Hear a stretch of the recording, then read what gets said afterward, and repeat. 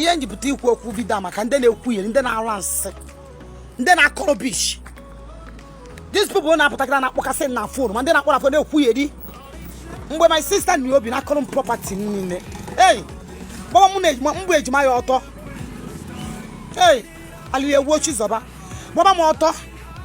post on gbaba m ọtọ bụkọ property niile anawa ma mechin nche ebe aka Nnewi je bute ọ bụ na moto bụ n'ụzọ Nnewi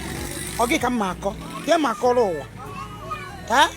ndị mmadụ nwata city bi online na-ekwu ihe na-akọrọ bish a na-akọ yere online ekwu m ekpọ na fon ọzọ kwuo dalọ bichotụrụ agbagbuo onye ahụ mbụ ndị a na-ekwu yeri sisi nwenye a ndị o ji bụ my property ke ndụmọdụ nyesi abụchi ya ejekwa ejime ka mee peace you people na-akọrọ bish mgbe ọ na-atụ ụlọ krismas akwụbe mmadụ ka ọ na jenọrọ gba krismas ya na ụmụ ya ịnụ na-asụkwa ka ọ bịa fụ nwanne ya ụnụ agwa jefu your sister jefu nwanne ụnụ na-ata ụfụ ụnụ agwụkwa ya ntụ ahụ ụnụ agwara ya na mgbe m ga Lagos ọfụ na Lagos na ka Zayo ọkwa ọfụmụ na-ene m ọchọ ime peace ya bịa kene nwanne ya bịa ya ọrụ nwanne ya ọkwasị iwe nwanne na-eru n'ọkpụ mana ejima m umemu mma na iwe nwanne na-eru n'ọkpụ I just nye my sister wo ihe ka ma na epuchata m property na ya chọ peace ebe maka ime udo na menwere nsọ nwe m obi enwe na menwere obi nke mụ na-ase bụ ese before ọ ya kpọ na akwọ mekta agwụ ya la ọkpọ simpwe na osogbo gwara m chọ ka anyị na-ese nsị ọnụ ụchọ nke aga ejima nwe gwa na onwe obi onye and now ejima m emekọtara si ka o buchata property wee decide that na ọ bụ na o bucha property for now to this year wee gwụ I'm a post mbịa mee divido mesasa divido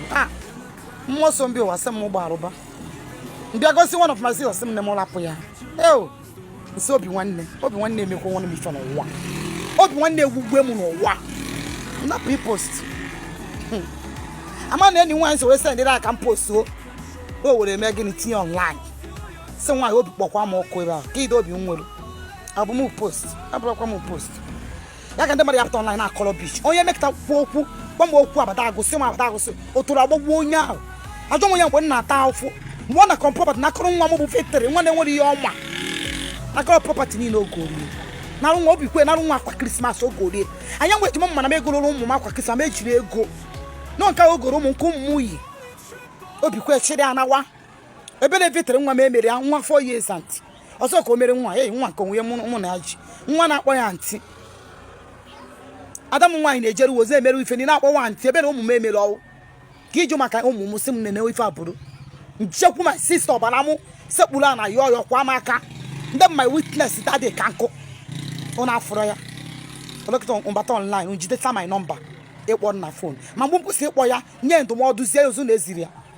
ọlọkịta mbata online ibi kwuye mana ụlọ onye nta ụta ọchị nka nta ụta Chineke nọ n'elu mana ya dụrụ m otu a mana ihe mbere ivu n'ụwa na ifeọma da agwụ ebe ọbụla onye ọsọ gbara onye ije elu ebe ahụ nkọba ya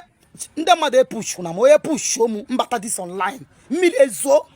onye ihe nkwu na-epushu nobody try si na ipushu mgbuchi zọba maka onye try ya they no go like am